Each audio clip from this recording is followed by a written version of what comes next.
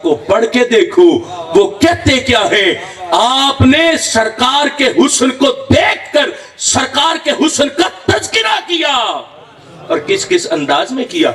आखिर में कहते क्या है, इस सूरत नू मैं जाना खा के जाने जहाना खा, सच आखा ते रब दी मैं शान आखा, जिस शान तो शाना सब बढ़िया। मुख चंद्र बदर शाशानी है, मथे चमके लाट नुरानी है, काली जुल्फ ते अख मस्तानी है, मखमूर अखी हिंद मदबरियां। क्या शान है, देख कर बयान कर रहे हैं, देख कर। और ये अहले सुन्नत की सफ़ों में लोग हैं जिन्होंने सरकार के हुस्न को देख कर सरकार के हुस्न का तज़किरा किया। हमें कौन गुमराह कर सकता। हम उनके गुलामों में हैं जिन्होंने सरकार को देख कर सरकार के हुस्न को बयान किया। हमने उनके देख कर बयान करने से सुनकर अपने दिल में महबूब की मोहब्बत का नक्शा खींचा है। अल्लाह का फजल है, ये जान तो जा सकती है, सरकार की मोहब्बत का नक्शा दिल से मिट नहीं सकता है। ये तो पीर मेहरे अली शाह है, आला हजरत मुजद्दिद दीन व मिल्लत। जब आप दूसरे हज के मौका पर मदीना शरीफ गए, एक दिन गुजरा, 2 दिन गुजरे, इस्तगासा पेश करते रहे कि दीदार करा दे, दीदार करा दे, लेकिन दीदार नहीं हुआ। कलम उठाया तो लिखा वो सुए लालाजार फिरते हैं, तेरे दिन ए बहार फिरते हैं। आखिर में कहते कोई क्यों पूछे तेरी बात रजा, तुझसे कुत्ते हजार फिरते हैं। बस इतना कहने की देर थी कि सरकार ने दीदार कराया, हालत बेदारी में कराया। अब जब दीदार किया तो बोले काफ गेसू हा दहन या अबरू आंखें आइन साद, काफ है या आइन साद, उनका है चेहरा नूर का। शम्मा दिल मिशकात तन, सीना जुजाजा नूर का, तेरी सूरत के लिए आया है सूरा नूर का। ये है शान अहले सुन्नत की सफ़ों की। अल्लाह का फजल है, हमारी सफ़ों में वो लोग हैं जिन्होंने सरकार को देखकर महबूब के हुस्न का नक्शा खींचा। अल्लाह का फजल है, हमने अगरचे देखा नहीं लेकिन माना उनके कहने पर है जिन्होंने अपनी आंखों से देखकर हमें महबूब की मोहब्बत का पैगाम अता फरमा दिया है। अल्लाह का फजल है, खुशकिस्मत हो, इस पर नाज करो। अगर ईमान बचाना चाहते हो तो सरकार के हुस्न की तरफ मुतवज्जे रहो। मत देखो दुनिया की रंगीनियों को, मत देखो बदअकीदगी के अंधेरों को, मत देखो आज के फितना परवर लोगों को। बचाओ अपने ईमान को, अपने जो माँ बाप से हमें सलीका और तरीका मिला उसको बचाओ। अभी 2-4 दिन कबल एक शख्स मेरे पास आकर बैठा, वो जहलम के उस शख्स का फॉलोवर था। उसने जब बातें शुरू की, मैंने कहा ये बता तेरा बाप कौन से तरीके पर है। उसने कहा वो पुराने तरीके पर है। मैंने कहा तेरे भाई का सारे पुराने तरीके पर है। मैंने कहा फिर तू इसको मान के आज जब मेरे पास आया, तू फिर अपनी जुमले जुबान से बोल के तेरा बाप गुमराह है। मैंने कहा क्या तेरा भाई गुमराह है, क्या तेरी मां गुमराह है। वो कहता नहीं नहीं ये नहीं बोलूंगा। मैंने कहा फिर क्या कि तू गुमराह हो गया। अगर वो गुमराह नहीं तो तू गुमराह है, या तो दोनों में से तो एक गुमराह हुआ है। अगर तू माँ बाप को गुमराह नहीं कहता तो फिर तू गुमराह हुआ। अल्लाह का फजल है, सुन्नी होना हमें गुड्डी में हमारे माँ बाप ने दिया, तो आज किसी के कहने पर हम क्यों अहले सुन्नत के मसलक को छोड़ें। यही तो मसलक मोहब्बत है जिसमें मेरे महबूब के इश्क को जिक्र किया जाता है। बाकी जगहों पर चले जाओ तो कमी बयान होती है, लेकिन इधर आ जाओ तो सरकार की शान बयान होती है। यहां सरकार की शान बयान होती और गैरों के पास चले जाओ तो कमी बयान होती। उनके इज्तमात भी इसी तर्ज पर। वो क्या करते हैं, उनके मजमों में सुभान अल्लाह की दातें तब मिलती है जब सरकार की शान में कमी होती। और सुन्नी मुबारक को जब हम कहते हैं खिरद से कह दो कि सर झुका दे, गुमा से गुजरे गुजरने वाले, यहाँ खुद जिहद को पड़े हैं लाले, किसे बताइए किधर गए थे। जब हम कहते हैं कि सरकार ला मकां पर गए, वहां गए जहां कोई मकान ही नहीं, कोई सिमत ही नहीं, वहां जाके सर की आंखों से अपने रब का दीदार किया और दीदार करके फिर अपनी उम्मत में लौटे हैं। अब ये शानें जब बयान होती हैं तो हमारे इज्तिमात में सुभान अल्लाह की आवाज बुलंद होती है। क्या शान है आमिना के लाल की। लेकिन देखो फर्क क्या है, वहां कमी हो तो खुशी आती, यहां सरकार की शानें बयान हो तो चेहरों पे खुशी आती है। उनका अपना मजाज है, हमारा अपना मजाज है। तुम खुशकिस्मत हो کہ جن کے سینوں میں اللہ نے محبوب کی شان کی کمی کو نہیں رکھا، محبوب کی شان کی شمع کو روشن کیا۔ لوگ ہمیں سمجھاتے ہیں نہیں نہیں غلو نہ کرو، حد میں رہا کرو، بڑا نہ کرو، تم بڑا دیتے ہو۔ میں کہتا ہوں ہمیں حد حدود قید قیود نہ سکھاؤ، ہمیں ساری شانیں پتہ ہے کہ سرکار سے محبت کرنی ہے تو کہاں تک کرنی، کس حد تک کرنی، بس ایک ہی تو حد ہے۔ ہماری شریعت کہتی ہے کہ ان کو خدا نہیں کہنا، ان کو خدا نہیں کہنا، خدا نہ کہیں، اور ہم خدا کہتے بھی نہیں، لیکن سننا جملہ، ہم خدا کہتے بھی نہیں لیکن ان کو خدا سے جدا مانتے بھی نہیں۔ نہ ان کو خدا کہتے ہیں نہ انہیں خدا سے جدا مانتے۔ رب ذوالجلال نے انہیں وہ شان عطا فرمائی۔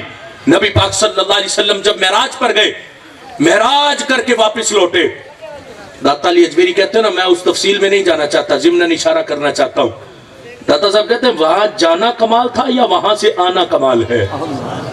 فرمایا وہاں جانا بھی کمال ہے لیکن اس سے بڑھ کر کمال ہے وہاں سے لوٹ کے آنا، کہ رب کا دیدار کر کے بھی کوئی لوٹ کے آتا۔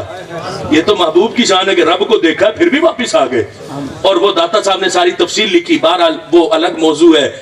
نبی علیہ السلام جب واپس تشریف لائے، نبی علیہ السلام نے صحابہ سے ذکر کیا۔ نبی علیہ السلام نے صحابہ کرام علیہم رضوان سے فرمایا صحابہ رأیت ربی فی احسن صورہ، میں نے رب کو دیکھا ہے احسن صورت میں۔ اے میرے صحابہ ہمارا رب بڑا خوبصورت ہے، میں نے رب کے حسن کو دیکھا۔ صحابہ جو رب سے محبت کرتے تھے، جب رب کے حسن کو سرکار کی زبان سے سنا محبت مزید بڑھ گئی۔ صحابہ نے تقاضا کر دیا یا رسول اللہ ہم بھی رب کو دیکھنا چاہتے ہیں۔ نبی علیہ السلام نے منع نہیں فرمایا۔ میرے آقا نے کیا فرمایا؟ نبی علیہ السلام نے فرمایا انا مرأۃ جمال الحق، فرمایا صحابہ اللہ نے مجھے اپنے حسن کا آئینہ بنا کے بھیجا۔ من رآنی فقد رأى الحق، جس نے مجھے دیکھا اس نے اپنے رب کا دیدار کر لیا ہے، جس نے مجھے دیکھا اس نے اپنے رب کا دیدار کیا۔ اب یہاں من رآنی فقد رأى الحق کا معنی، حق کا معنی میں نے رب کیا، اور صرف میں نے نہیں غیروں کے بڑے بڑوں نے بھی رب کیا، کہ جس نے محبوب کو دیکھا اس نے رب کو دیکھا۔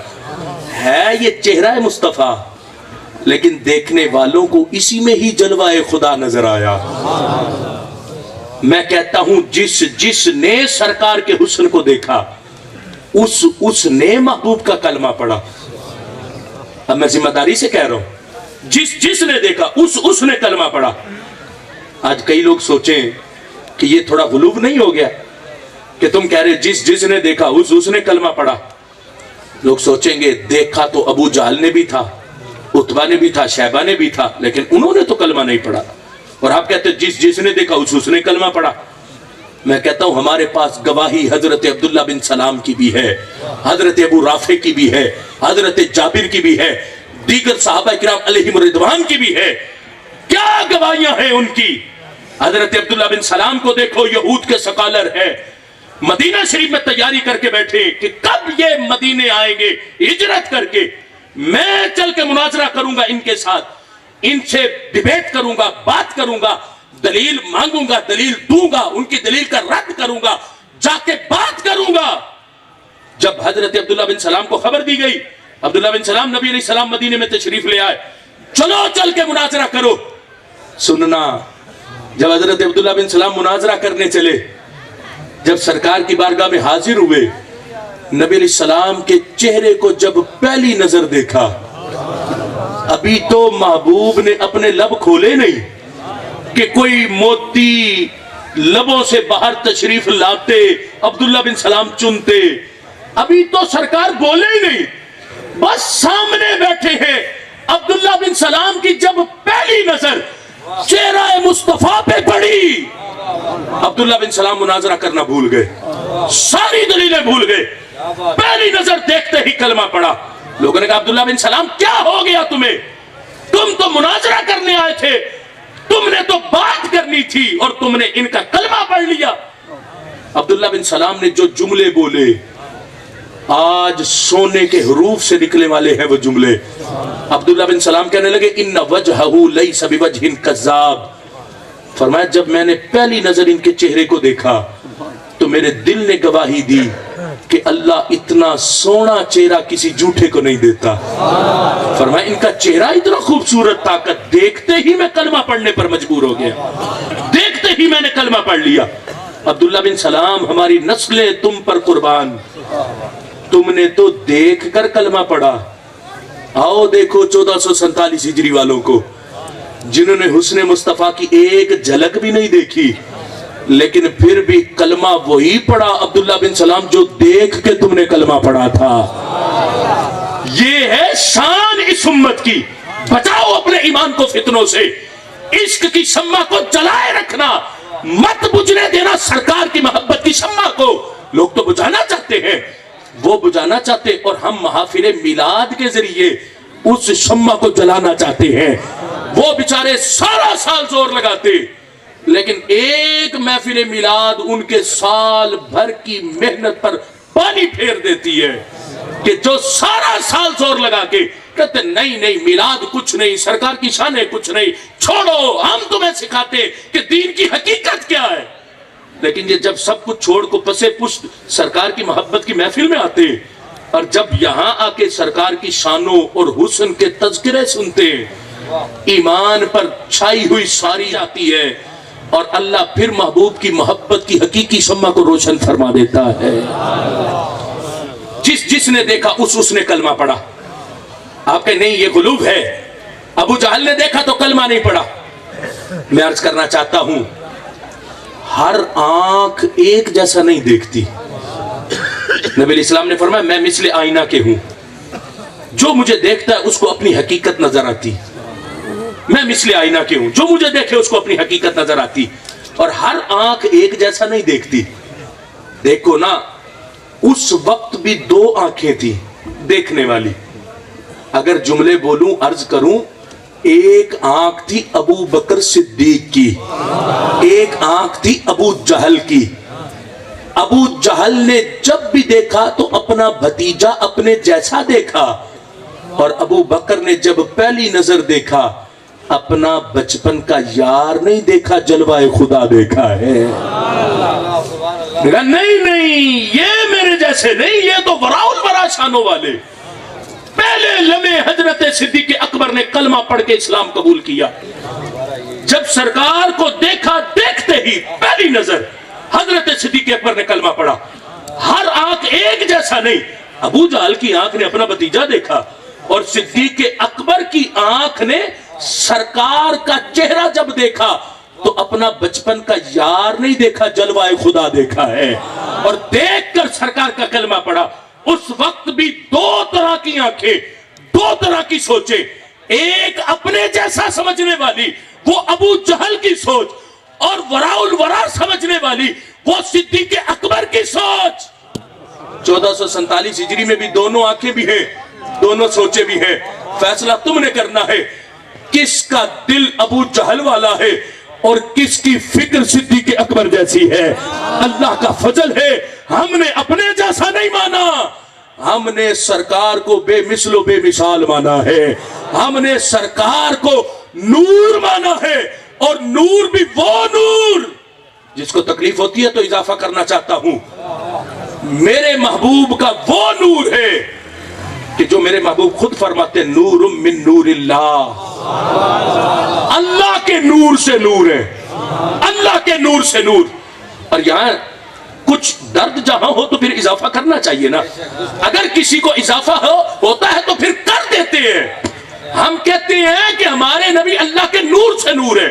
اور شیخ محقق شیخ عبدالحق محدث دہلوی رحمت اللہ علیہ فرماتے, فرمایا اللہ نے باقی سب کو اپنے صفاتی نور سے پیدا کیا, لیکن اللہ نے اپنے محبوب کو اپنے ذاتی نور سے پیدا کیا. تھوڑا سا اضافہ کر دینا, پھر تکلیف ہوتی ہے تو اضافہ ہو جائے.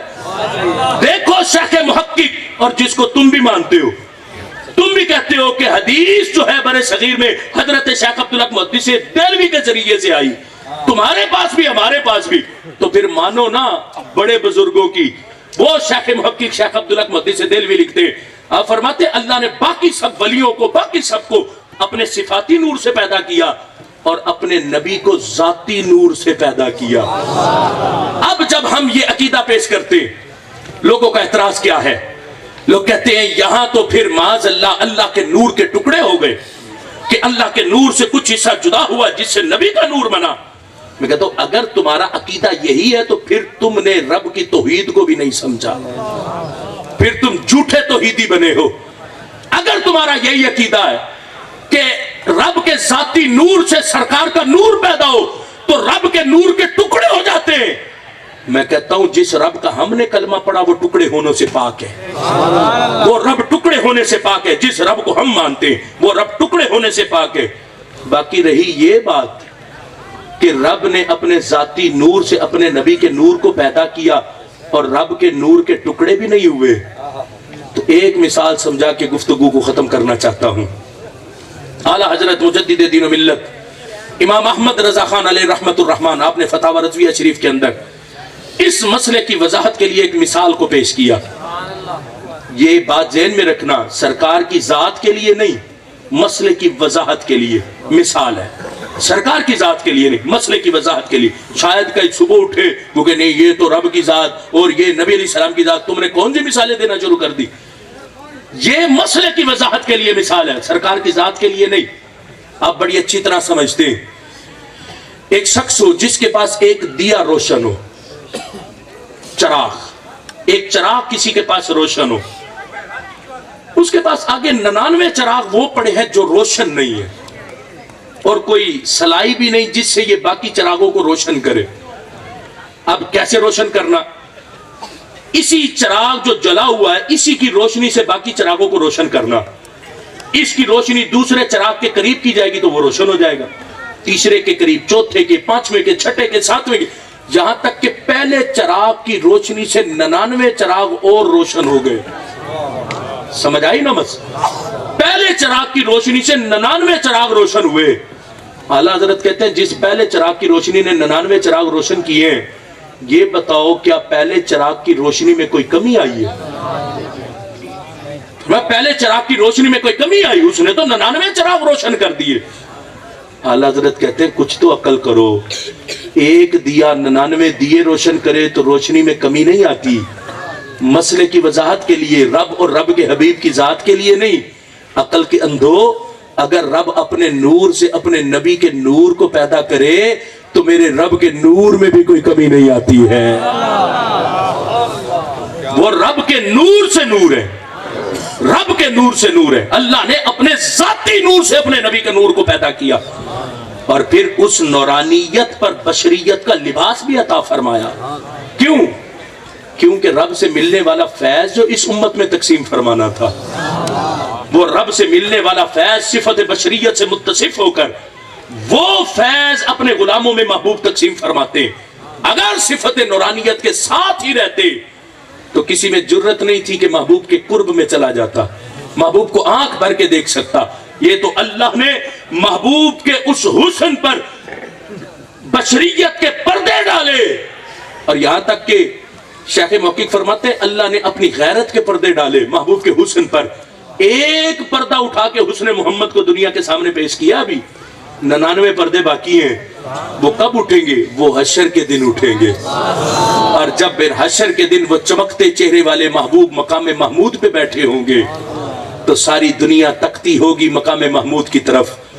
اس لیے تو ہم کہتے ہیں اتنا سبب ہے انعقاد معاشر کا فقط کہ ان کی شان محبوبی دکھائی جانے والی ہے, کہ رب دکھائے گا میرے حبیب کی شان کو. دیکھو وہ مقام محمود پہ بیٹھے, جب بڑے بڑے کانپ رہے ہوں گے, کوئی بول نہیں سکے گا, اس وقت میرے محبوب کا ایک سجدہ امت کی بخشش کے لیے کافی ہو جائے گا. اس وقت میرے محبوب کی ایک دعا امت کی بخشش کے لیے کافی ہو جائے گی. لیکن بخشش ملے گی کسے؟ شفاعت ملے گی کسے؟ اس کو اعلیٰ حضرت کی بولی سے مجھے کہنے دو, آج لے ان کی پناہ, آج مدد مانگ ان سے, کل نہ مانیں گے قیامت میں اگر مان گیا. کل تو بڑے بڑے مانیں گے لیکن قیامت کے دن ماننے سے بات نہیں چلنی. آج لے ان کی پناہ, آج مدد مانگ ان سے. آج یہ مت بول کہ وہ کچھ کر نہیں سکتے, وہ دے نہیں سکتے, ان کے اختیار میں کچھ نہیں, وہ شفاعت نہیں کر سکتے.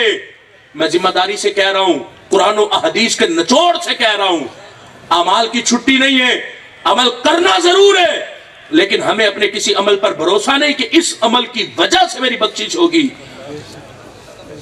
قیامت کے دن بخشش اعمال کی وجہ سے نہیں ہونی, قیامت کے دن بخشش آمینہ کے لال کی وجہ سے ہونی ہے. عمل کرنا ضرور ہے, چھٹی کوئی نہیں کہ تم کو بس سرکار کی شفاعت ہے تو اب نمازیں کیا کرے, کیوں پڑھے نمازیں, قرآن کیوں پڑھے, تلاوت کیوں کرے, دیگر نیک کام کیوں کرے, چھوڑو سارے کاموں کو, بس سرکار کی شفاعت ہے. تو بھئی سرکار کے سامنے بھی تو چہرہ لے کے جانا. اگر نبی علیہ السلام نے پوچھ لیا تو میرا امتی ہے, مجھ سے محبت کے دعوے دنیا میں کرتا تھا, یہ تو دکھا تیرے نامہ اعمال میں نمازیں کتنی, یہ تو بتا تیرے نامہ اعمال میں حسن اخلاق کتنا, یہ تو بتا تیرے نامہ اعمال میں اچھا کردار کتنا. اب اس وقت اگر سر جھک گیا اور محبوب نے دھتکار دیا تو پھر کوئی جگہ نہیں ملے گی. اس لیے محبوب کے سامنے کھڑے ہونے کے لیے سر جھکا کر ندامت سے کم از کم عمل کو دامن سے بھرنا تو ہے. میں نہیں پوچھنا چاہتا کہ صرف ابھی 2 دن گزرے ہیں, آج اتوار ہے, جمعہ, ہفتہ اور اتوار, جس نے پڑھی وہ بھی نہیں, جس نے نہیں پڑھی وہ بھی نہیں, کوئی ہاتھ کھڑا نہیں کرے گا. صرف ان 2 دنوں کی نمازوں کی فکر دلانا چاہتا ہوں. اس اجتماع میں کتنے لوگ ہیں جنہوں نے 5 وقت کی نماز پڑھی, فکر کرنی ہے ہم نے, کتنے لوگ ہیں اس اجتماع. ہاتھ کھڑے کراؤں گا تو آدھے سے کم لوگ ہوں گے جو ہاتھ کھڑا کریں گے کہ ہم نے پڑھی. مجھے پتا ہے ہمارے حالات کا, یہ ہے حالت. دعوے ہم سرکار سے محبت کے کریں, اور جو میرے محبوب کی آنکھوں کی ٹھنڈک ہے, اس وقت ہم سوئے رہے, اس وقت ہم دکانوں میں مصروف رہے, کام کاج میں مصروف رہے, ہمیں فکر ہی کوئی نہ ہو نمازوں کی. کتنے دکھ کا مقام ہے دعویٰ محبت رسول کا, اور سرکار کے حکم عدولی اتنی سخت قسم کی کہ ہم سرکار کے کوئی ایک حکم کو اپنے اوپر لازم نہ سمجھے اور دعوے کیا کرے کہ عشق رسول میں ہماری جان بھی قربان ہے. جان تو دینی ہے سرکار کی محبت میں, لیکن سرکار نے جو حکم دیا ان کو کون پورا کرے گا. نہ ہمارے دامن میں نمازیں رہی, نہ تلاوت قرآن رہی. میں نہیں پوچھنا چاہتا اس اجتماع میں کتنے ہیں جنہیں صحیح طرح قرآن پڑھنا آتا, لیکن دستک دینا چاہتا ہوں دل پر. آج داڑیاں سفید ہو گئیں لیکن قرآن کی ایک سورت بھی صحیح نہیں آتی. کیا شکل دکھائیں گے کل آمینہ کے لال کو. ہم ہیں آپ سے دعویٰ کرنے والے محبت کے, ہمیں تو قرآن کی ایک سورت صحیح نہیں آتی. کیا فائدہ ایسی محبت کے دعوے کا. آج نوجوان نسل اور بزرگ جو ہیں اکثریت ایسی ہے کہ جن کو نماز, وضو کے فرائض واجبات تک یاد نہیں, اور دعوے ہمارے کیا کہ ہم سرکار سے محبت کرتے ہیں. ہم سے بڑا محبت کا دعوے دار ہے ہی کوئی نہیں. بلکہ کئی لوگ تو آتے ہیں وہ سٹیجوں پر کھڑے ہو کے جنت کی ٹکٹیں بانٹ کے چلے جاتے. تم آئے ہو تو تم پکے جنتی ہو, بس تم جنتی ہو. جنت ایسے تھوڑی مل جائے گی. جن کے پاس پکی ضمانتیں تھی جنت کی وہ بھی تھر تھر کانپا کرتے تھے. صحابہ کرام علیہم رضوان, ان کے تڑپ کے انداز سنو کس طرح وہ کانپا کرتے تھے. حضرت عمر رضی اللہ تعالیٰ عنہ رات کو آ کے اپنے ٹانگوں پہ درے مارا کرتے تھے. بتاؤ آج سارا دن کدھر کدھر کا سفر کیا, آج سارا دن کیا کیا کرتی رہی. ہم نے کبھی اپنا محاسبہ کیا؟ حضرت عمر کہتے حاسبوا انفسکم قبل ان تحاسبوا. حضرت عمر کہتے اپنا محاسبہ خود کرو قبل اس کے کہ وہ رب تمہارا محاسبہ کرے. ہمیں اپنا محاسبہ خود کرنا, نہ نماز ہے, نہ روزہ ہے, نہ زکوٰۃ کی اہتمام, نہ ہمارا حسن اخلاق, گالیاں ہماری زبان پہ جاری, بد کرداریاں ہماری زبان پہ جاری. آج کون سے گھر ہیں جن گھر میں ناچ گانے نہیں ہیں. ابھی تو ایک دکھ کا مقام یہ بھی اظہار کروں, پہلے ہوتا تھا نا کسی کے گھر میں کوئی میت ہو جاتی تھی, کوئی فوت ہو جاتا تھا, اتنا حیا, اب سے کچھ سال پہلے تک اتنا حیا ہوتا تھا کہ 40 دن تک ان کے گھروں میں ٹی وی نہیں چلتا تھا. یہ چند دن پہلے تک جہاں ٹی وی لگے ہوئے تھے 40 دن تک ٹی وی نہیں چلاتے تھے, گھر میں کچھ بھی نہیں چلتا تھا. لیکن آج کے حالات کیا, ادھر باپ کی میت پڑی, ادھر بیٹا موبائل پر بیٹھ کے ٹک ٹاک کی ویڈیوز دیکھ رہا. ادھر باپ کی میت ہوئی ہے, ادھر بچہ مزاحیہ ویڈیو دیکھ رہا. کس حالت تک ہم لوگ پہنچ گئے. ابھی بھی بے خبر رہیں گے, ابھی بھی اپنے حالات کو نہیں سنواریں گے, تو پھر یہی حالات ہمارے سامنے آتے رہیں گے جس طرح فلسطین کے ہیں, جس طرح یمن کے ہیں, جس طرح لیبیا کے ہیں, جس طرح عراق کے ہیں, جس طرح یہ سارے ملکوں کے حالات ہیں. ابھی بھی پھر بھی کچھ اسلام کا حیا بچا ہے تو ملک پاکستان میں بچا.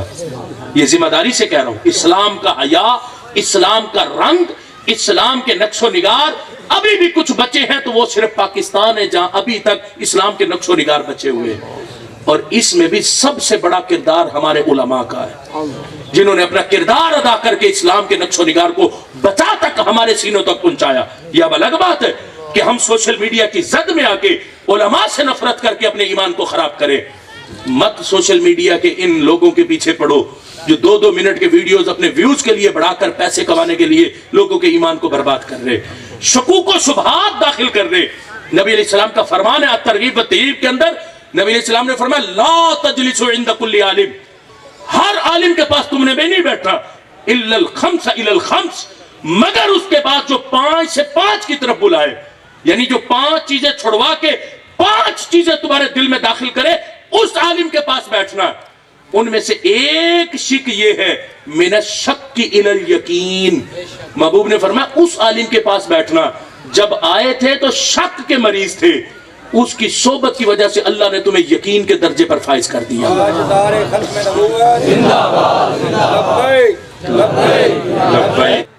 ہم نے اپنے ایمان کو ہر لحاظ سے بچانا، بد عملی کے لحاظ سے بھی، بد عقیدگی کے لحاظ سے بھی، اپنی توجہات ساری کی ساری گنبد خضرا کے مکی کی طرف رکھنی۔ اور آج کے اس پرفتن دور کے اندر ہمیں اپنے اہل سنت کے سٹیجوں کے رنگوں کو بھی اپنے قابو میں رکھنا، کہیں ایسا نہ ہو کہ کوئی رنگ برنگے لوگ آ کر رنگ برنگی باتیں کر کے ہمارے ایمان کو رنگ برنگا بنا دے۔ ہمیں کوئی اور رنگ نہیں چاہیے، ہمیں سبز رنگ کی ہریالی کافی ہے۔ کوئی رنگ ہمیں اچھا نہیں لگتا، ہمیں سبز رنگ گنبد خضرا کا اچھا لگتا ہے۔ اس لیے خدارا اپنے ایمان کو بچاؤ۔ ابھی یہ علامہ صاحب مجھے فرما رہے تھے کہ اس کے بارے میں آپ تھوڑی سی وضاحت فرما دیں، تو میں عرض کر کے گفتگو کو ختم کرنا چاہتا ہوں چونکہ وقت مکمل ہو چکا ہے، کہ آج جو دف کے ساتھ مروجہ نعت خوانی کا انداز ہے، اس پر ویسے میرے شیخ کامل حضور کنز العلماء مفکر اسلام ڈاکٹر محمد اشرف آصف جلالی حافظ اللہ تعالیٰ کا پورا ایک رسالہ بھی موجود ہے، ایک درد بھرا پیغام اہل اسلام کے نام، ایک درد بھرا پیغام اہل اسلام کے نام، پورا رسالہ جس میں پوری دنیا کے علماء کے فتاوی جات موجود ہیں، ذکر کے ساتھ، دف کے ساتھ۔ مروجہ نعت خوانی بالکل جائز نہیں، نہ چہروں پر داڑیاں ہیں، نہ ان کے حالات ہیں، نہ کچھ ایسا ہے، اور آ کر وہ کرتے کہ حالات ایسے ہوتے ہیں کہ اس انداز میں نعت پڑھی جاتی کہ سامنے والے خود اٹھ کے جھومنا شروع کر دیتے۔ یہ کوئی نعت؟ یہ تو سرکار کی محبت کے تقدس کو پامال کیا جا رہا۔ اسی لیے اپنے حالات کو بدلو، اپنے پیسے کو بچا کر اپنے مدارس میں لگاؤ، اپنے پیسے کو بچا کر اپنے دین کے علماء پر لگاؤ، تاکہ وہ تحقیق کرے، تمہارے سامنے نئی نئی چیزیں پیش کرے۔ اس لیے اہل سنت ہم سب کو بیدار ہو کے سرکار کی محبت کی طرف دھیان کرنا اور ہر فتنے سے اپنے ایمان کو بچانا۔ یہ جتنی گفتگو کی میں نے، اس گفتگو کو آپ نے دل میں بٹھا کر رکھنا، اس کو دل سے نکالنا نہیں، اور ذمہ داری ہے کہ اب اس درد کو دوسروں تک بھی پہنچانا۔ جہاں جہاں خرافات آئیں، اللہ کے فضل سے ہم ان کی سرکوبی کے لیے شب و روز حضور کنز العلماء کے زیر سایہ ایسے فتنوں کی سرکوبیاں کر رہے ہیں، اور آپ لوگوں کے ایمان کو بچانے کے لیے سر توڑ کوشش کر رہے ہیں۔ میں تو کہتا ہوں تم کر لو کوشش، ہم کہتے ہیں خون دل دے کے نکھاریں گے رخ برگ گلاب، ہم نے گلشن کے تحفظ کی قسم کھائی ہے۔ یہ گلشن جو اعلیٰ حضرت نے ہمیں دیا، جو پیر مہر علی شاہ نے دیا، جو مجدد الفسانے نے دیا، امام فضل حق خیر آبادی نے دیا، بزرگان دین اکابرین اولیاء کاملین نے دیا، ہم کیسے غیروں کے ہاتھوں میں اپنے مسلک کو برباد ہونے دیں؟ نہیں ہونے دیں گے انشاءاللہ۔ ہم پورے کوشش کر کے اپنا عقیدہ بھی بچائیں گے، عمل کی بھی حفاظت کر کے دکھائیں گے۔